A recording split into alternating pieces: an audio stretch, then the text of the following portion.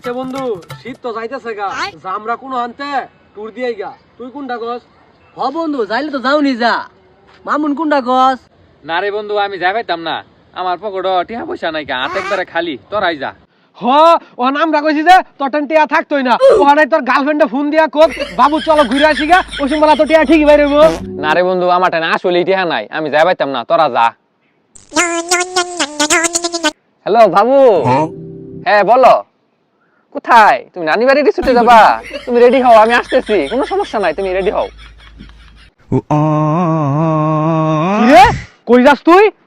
বন্ধু, আমার না গার্লফ্রেন্ডে কল দিছে, ওরে নিয়া রিসোর্টে যাওয়া লাগবো। থাক তোরা। দেখছস ওটাই বলে টেহা নাই কিয়া? ওর গার্লফ্রেন্ডে ফোন দিছে, ওহন ঠিকই গেছে গা। তুই খালি যাইলো, তুই গেলে তোর গার্লফ্রেন্ডের তলে ভরা আন্নারে ফাইটই তুই মরবি। বললে কয়দিন পরে আমরা 40 টাকা খাই ভাই। তুই মরস নাকে মর। আচ্ছা বন্ধু, এই যে আমরা শয়তানি কইরা কই তুই মরলে তোর 40 আর দাওয়াতটা আমরা খামু।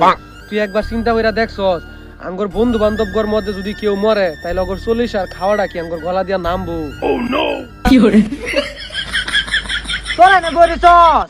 আজকে তো শুক্রবার, কদিন আগে যে কাই বন্ধু মরলো, ও তো আজকে 40 দাওয়াত। বন্ধু, মেলা দিন ধরে আমি গরু গোস্ত দিয়া ভাত খাই না। কেরা মরলো না মরলো ওইটা দেউন যাবো।